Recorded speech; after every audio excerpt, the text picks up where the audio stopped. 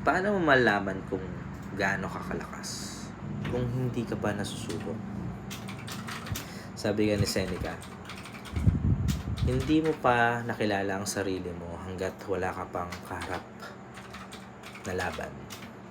And sabi niya ulit, unfortunate ka kung hindi ka nakaranas ng misfortune.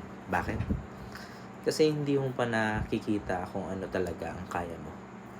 Kung smooth sailing lang palagi, hindi mo matutuklasan yung tunay mong strength. Isipin mo, yung mga tao na dumaan sa hirap, walang pera noon, halos walang makain, or nag-struggle sa trabaho. Pero after surviving, sila pa nga ang nagsasabing, hindi ko ipagpapalit yung experience na yun.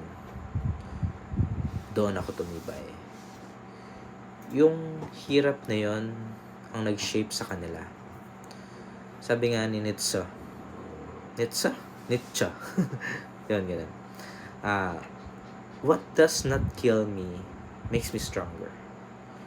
So, kung duman ka ngayon sa mga challenges, huwag kang matakot or mabahala agad. Baka ito yung test na magpapakita kung gaano ka talaga katatag. At balang araw, maging isa rin to sa mga kwento na ikakwento mo na very proud ka. At masasabi mo nga na doon ako tumibay, doon ko nakilala ang sarili ko.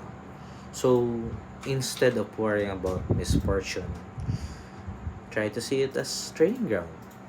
Kasi minsan, the toughest seasons in life are the ones that make us who we are. So, don't fear the test. Embrace it because that's when your real strength shows up. Okay, tapos na.